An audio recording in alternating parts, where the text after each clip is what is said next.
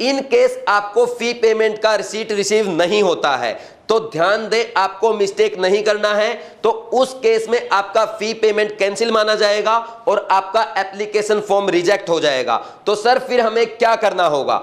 Hello future doctors, आज के video में हम बात करेंगे कि नीट 2021 एप्लीकेशन फॉर्म में आपको कौन से डॉक्यूमेंट्स की रिक्वायरमेंट है और डॉक्यूमेंट अपलोड करते टाइम आपको किन किन बातों का ध्यान रखना है। इसके साथ साथ मैं आपको 10 ऐसे इंपॉर्टेंट पॉइंट्स भी बताऊंगा जो एप्लीकेशन फॉर्म फिलअप करते टाइम आपको ध्यान रखना है।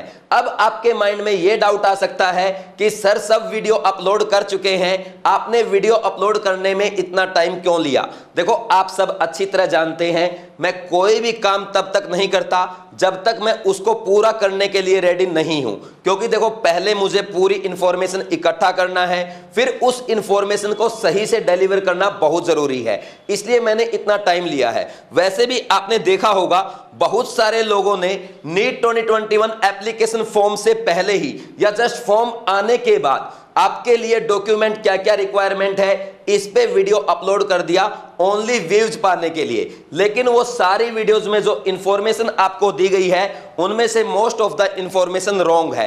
तो जब आप ये वीडियो कंप्लीट देखेंगे आपको अपने आप समझ में आ जाएगा कि उन वीडियोस में और इस वीडियोस में क्या डिफरेंस है और क्या मिस्टेक आप एप्लीकेशन फॉर्म में कर सकते हो। तो प्लीज ये कंप्लीट वीडियो जरूर देखें और इस वीडियो को देखने के बाद ही अपना फॉर्म अच्छे से फिलअप करेंगे। तो अब हम बात करेंगे भाई नीट 2021 के लिए आपको क्या क्या डॉक्यूमेंट की रिक्वायरमेंट है और क्या क्या पॉइंट्स आपको ध्यान रखने हैं। देखो, सबसे फर्स्ट पॉइंट और जो मेजर चेंज नीट 2021 के एप्लीकेशन फॉर्म में आया है वो ये है कि इस बार आपका एप्लीकेशन फॉर्म 2 फेज में फिलअप होगा। इसमें phase 1 before date of submission यानी 6 अगस्त से पहले जो आपको एप्लीकेशन फॉर्म में फिलअप करना है वो फिलअप करना होगा। फिर इसके बाद फेज 2 होगा। फेज 2 में नीट एग्जाम होने के बाद और रिजल्ट से पहले आपको जो डॉक्यूमेंट की रिक्वायरमेंट है वो अपलोड करना होगा। जैसे ओबीसी का सर्टिफिकेट है, एससी एसटी का सर्टिफिकेट है या पीएचडी कैंडिडेट का जो सर्टिफिकेट है वो आपको नीट एग्जाम के बाद फेज 2 में फिलअप करने होंगे। ऐसा गवर्नमेंट ने क्यों किया है? ऐसा गवर्नमेंट ने आपके एप्लीकेशन फॉर्म की प्रोसेस को फास्ट करने के लिए किया है। तो सबसे इंपॉर्टेंट पॉइंट तो ये था जो आपको ध्यान रखना है। फिर इसके बाद हम बात करेंगे फेज 1 की। इस वीडियो में मैं आपको फेज 1 के बारे में डिटेल में बताऊंगा क्योंकि अभी आपको भी ओनली फेज 1 पे फोकस करना है। देखो, फेज 1 में क्या क्या आएगा? सबसे फर्स्ट आएंगे आपकी पर्सनल डिटेल्स, जैसे आपका नेम वगैरह है, मदर नेम है, फादर नेम है। और ध्यान रहे मदर नेम और फादर नेम आप वही उसमें फिलअप करेंगे जो आपके मेन डॉक्यूमेंट में है। जैसे आधार कार्ड में है, 10th और 12th की मार्कशीट में है, सब जगह आपका नेम, आपके मदर और फादर का नेम सेम होना चाहिए।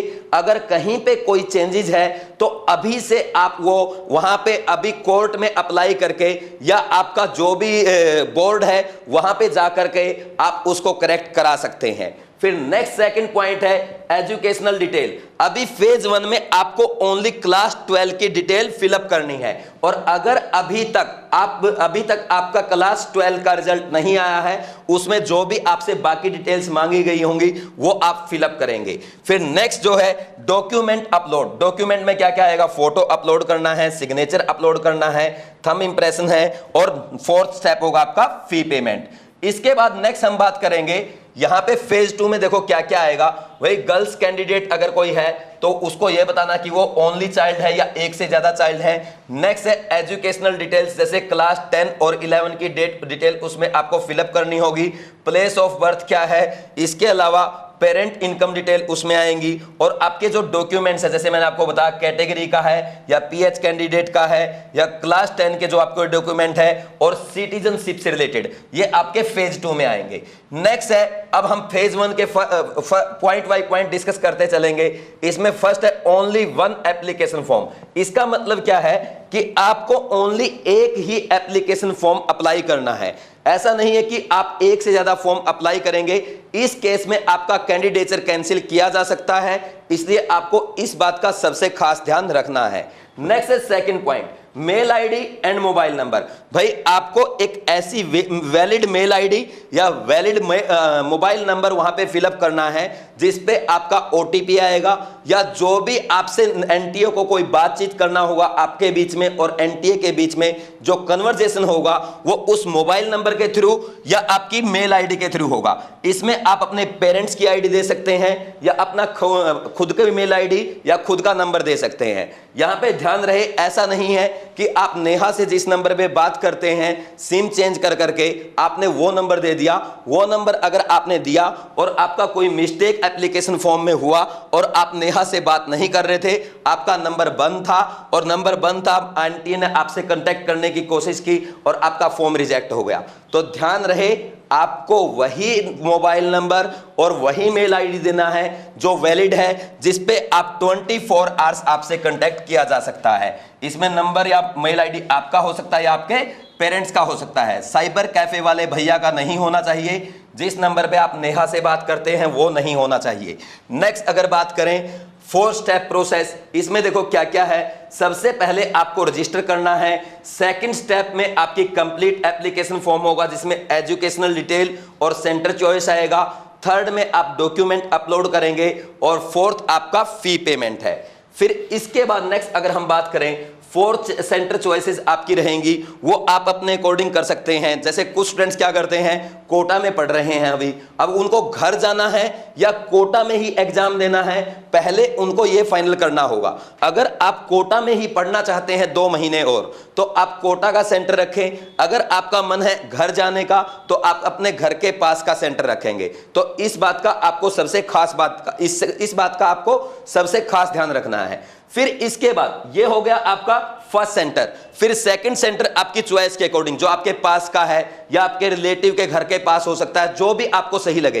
तो इसी प्रोसीजर से आपको थर्ड और फोर्थ सेंटर वहां पे रखना है। ये नहीं कि फर्स्ट कोटा, सेकंड जयपुर, फिर थर्ड आपने चेन्नई का डाल दिया, फोर्थ कोलकाता का डाल दिया। इतनी दूर का सेंटर आ गया तो कैसे जाएंगे भाई? इन बातों का ध्यान रखना है। ठीक, नेक्स्ट है fifth, medium of question paper. सबसे इंपॉर्टेंट पॉइंट है, देखो अगर यहां पे मीडियम ऑफ क्वेश्चन पेपर आप इंग्लिश रखते हैं, आपका कंप्लीट पेपर इंग्लिश में आएगा। इसके अलावा आप हिंदी है, गुजराती है, बंगाली है, इसमें अगर आप अदर लैंग्वेज में कोई पेपर रखते हैं तो आपका पेपर अदर लैंग्वेज के साथ साथ इंग्लिश में भी रहेगा। तो अगर मेन पॉइंट ये है, जो इंग्लिश मीडियम अप्लाई करेंगे उनका इंग्लिश में आएगा, बाकी का बाइलिंगुअल आएगा विद इंग्लिश। ठीक, नेक्स्ट है क्वालिफिकेशन कोड। इसके बारे में डिटेल में वीडियो में अपलोड कर चुका हूं। वो वीडियो अगर आपने नहीं देखा है तो बीवाइज क्लासेस के नए यूट्यूब चैनल पे वो अपलोड हो चुकी है, वो वीडियो आप जरूर देखें। फिर इसके बाद नेक्स्ट है एलिजिबिलिटी क्राइटेरिया। भाई एलिजिबिलिटी में क्या है, अगर आप जनरल कैंडिडेट है, चाहे आप नॉर्मली जनरल कैंडिडेट हैं या आप ईडब्ल्यूएस में हैं, तो आपके 12th क्लास में फिजिक्स, केमिस्ट्री और बायोलॉजी में एग्रीगेट 50% होना चाहिए। अब एग्रीगेट 50% का मतलब क्या है भाई? एग्रीगेट 50% का मतलब यह है, मान लीजिए आपके बायोलॉजी में 50 हैं और फिजिक्स में आपके 52 हैं और केमिस्ट्री में 48 है, तो आपका एग्रीगेट ये 50% बनेगा। इसलिए इसका मतलब आप एलिजिबल हैं। ऐसा नहीं है कि तीनों में 50 या 50 से अबव चाहिए, तीनों का टोटल सम करके उनका एवरेज 50% होना चाहिए। ठीक, सिमिलरली ओबीसी, एससी और एसटी को ओनली 40% की रिक्वायरमेंट है। नेक्स्ट हम बात करेंगे complete academic details of 10th, 11th and 12th या क्वालिफाइंग एग्जामिनेशन। तो इसमें आपको मेन फोकस करना है ओनली 12th की डिटेल पे, क्योंकि 10th और 11th की डिटेल आपसे फेज 2 में फिलअप करवाई जाएगी। नेक्स्ट है फी पेमेंट। देखो भाई, फी पेमेंट आपका ऑनलाइन होगा, डेबिट कार्ड, क्रेडिट कार्ड या नेट बैंकिंग के थ्रू। और फी पेमेंट सक्सेसफुल होने के बाद आपको एनटीए की तरफ से एक रिसीट मिलेगा, तभी आपका फी पेमेंट फाइनल माना जाएगा।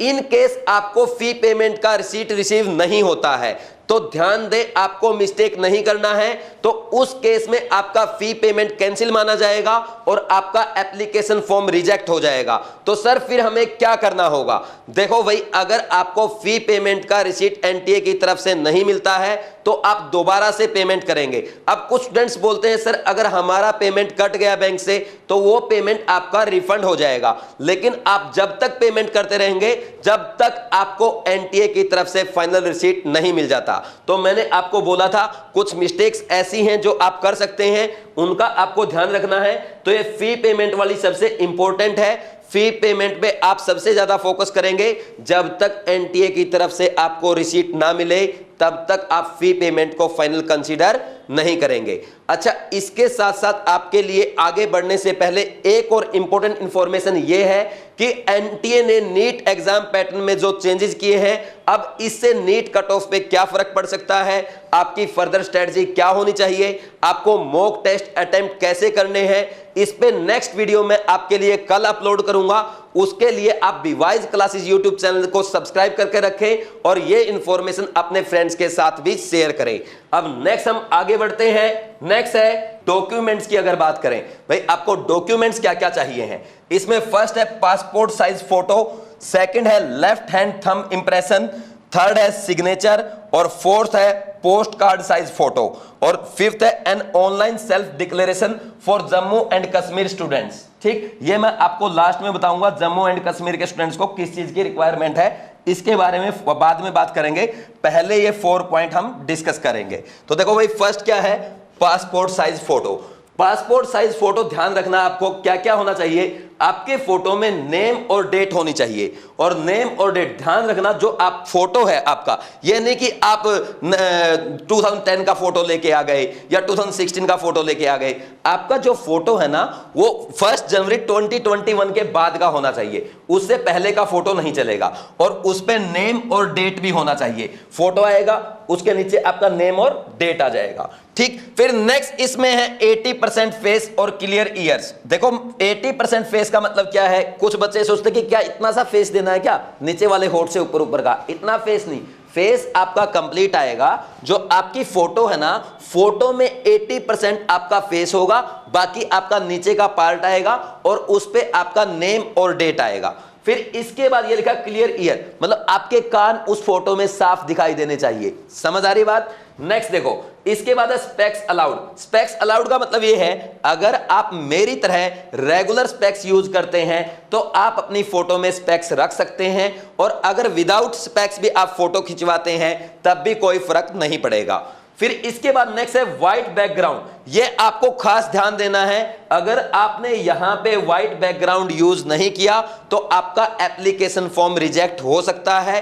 काफी स्टूडेंट्स के साथ लास्ट टाइम ऐसा हुआ था। तो फोटो में व्हाइट बैकग्राउंड होना चाहिए, नेम डेट होना चाहिए, 1 जनवरी के बाद का होना चाहिए, 80% फेस होना चाहिए, आपके ईयर्स क्लियर नजर आने चाहिए, और स्पेक्स आप रख सकते हैं और नहीं भी रख सकते। तो ये इंपॉर्टेंट है, नहीं तो आपका एप्लीकेशन फॉर्म रिजेक्ट हो जाएगा। फिर इसके बाद है फाइल साइज। ये देख लो भाई, 10 to 200 KB है और जेपीजी फॉर्मेट होना चाहिए। नेक्स्ट है पोस्ट कार्ड साइज फोटो। देखो भाई, पोस्ट कार्ड साइज फोटो का मतलब समझ लो। एक तो होता है पासपोर्ट साइज फोटो, जो छोटा सा फोटो आप एप्लीकेशन फॉर्म पे लगाते हैं या अपने एडमिट कार्ड पे लगाते हैं। दूसरा है आपका पोस्ट कार्ड साइज फोटो, ये थोड़ा सा बड़ा होता है। ये है 4 इंच बाई 6 इंच का, जो आप एडमिट कार्ड के साथ एग्जाम सेंटर पे लेकर के जाएंगे, उसको हम क्या कहते हैं, पोस्ट कार्ड साइज फोटो कहते हैं। फिर नेक्स्ट देखो, सेकंड पॉइंट इसमें क्या लिखा है, सेम एज पासपोर्ट फोटो। यानी आपको एक बात का ध्यान रखना है, जो आपका पासपोर्ट साइज फोटो है उसी का आपको पोस्ट कार्ड साइज लेना है। यानी एक छोटा फोटो, एक बड़ा फोटो, लेकिन होना चाहिए सेम। इस बात का खास ध्यान रखना है, नहीं तो आपको हो सकता है वहां पे जब एग्जाम सेंटर पे आप जाएंगे प्रॉब्लम क्रिएट हो जाए, हो सकता है वहां पे आपको एंट्री ही ना दिया जाए। तो खास ध्यान रखना भाई, एनटीए बहुत सख्ताई के साथ काम करता है। ठीक, नेक्स्ट है फाइल साइज। ये देख लो 10 to 200 KB है, जेपीजी फॉर्मेट है। नेक्स्ट है नोट। देखो यहां पे क्या लिखा है, 6 to 8 पासपोर्ट साइज फोटो आपको चाहिए और 4 to 6 post card size photo आपको चाहिए। ऐसा नहीं कि भैया मेरे तो 2 पासपोर्ट साइज और एक मेरा पोस्ट कार्ड साइज फोटो बना दो, मेरा काम हो जाएगा। आपको 6 to 8 पासपोर्ट साइज और 4 to 6 पोस्ट कार्ड। ऐसा क्यों? क्योंकि जैसा मैंने आपको पहले बताया था ना कि आप क्या क्या मिस्टेक कर सकते हैं। देखो अभी जो आपका फोटो चल रहा है ना, ये आपके काउंसलिंग में भी काम आएगा, और जब वहां पे आप एडमिशन लेंगे ना कॉलेज में, वहां पे यही फोटो आपके लगेंगे। फोटो चेंज नहीं होना चाहिए, नहीं तो आपका वहां पे एडमिशन कैंसिल हो सकता है। बात समझ में आई कि नहीं आई? फिर बोल रहा हूं कि पहले ही आप 6 to 8 पासपोर्ट साइज फोटो रखेंगे और 4 to 6 post card size photo रखेंगे और दोनों फोटो सेम होना चाहिए। नेक्स्ट है थंब इंप्रेशन। थंब इंप्रेशन कैसा रहेगा भाई? फर्स्ट पॉइंट तो लेफ्ट हैंड थंब इंप्रेशन रहेगा। कौन सा रहेगा? ध्यान से सुन लो, लेफ्ट हैंड थंब इंप्रेशन।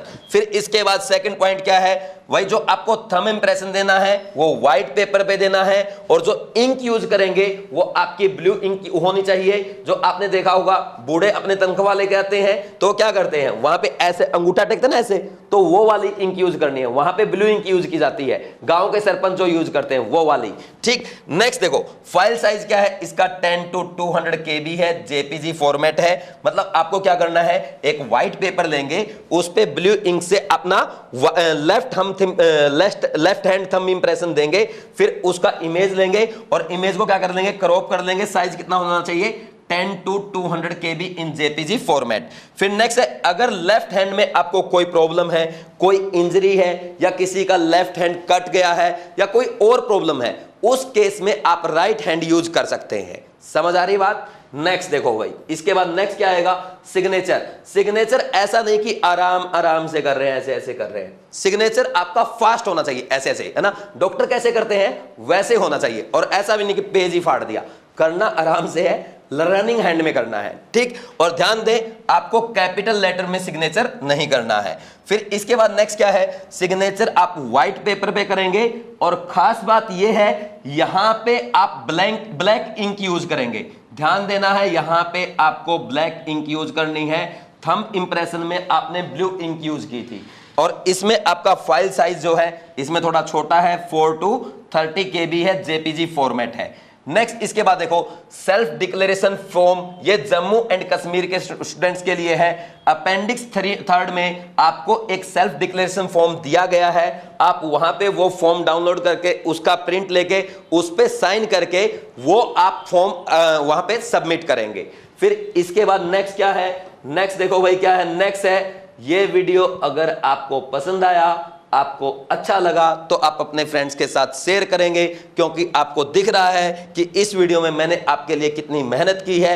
ऐसा नहीं कि आए 3-4 मिनट में वो बता दिया सब ये फोटो है और चलो ठीक है हो गया काम। पहले के जो आपके वो डॉक्यूमेंट्स रिक्वायरमेंट थी वही आपको बता दी और खत्म, खुद खुश उस पर अच्छे व्यू आ रहे हैं। ऐसा नहीं किया, पहले एक एक चीज को अच्छे से पढ़ा है, फिर आपको समझाया है, पीपीटी बनाया है, सारी चीजें हैं। तो फिर अगर आपको वीडियो पसंद आया है अपने फ्रेंड्स के साथ जरूर शेयर करेंगे और चैनल को सब्सक्राइब करेंगे, क्योंकि मैं आपका साथ देने वाला हूं। कब तक? जब तक आप नीट 2021 अच्छे मार्क्स के साथ, अच्छी रैंक के साथ क्वालिफाई करके अपने ड्रीम कॉलेज में नहीं चले जाते, और क्योंकि मैं आपकी हेल्प करने वाला हूं काउंसलिंग में भी। ठीक, और लास्ट में मैं आपको बोलूंगा all the best for your NEET 2021 exam. Thank you.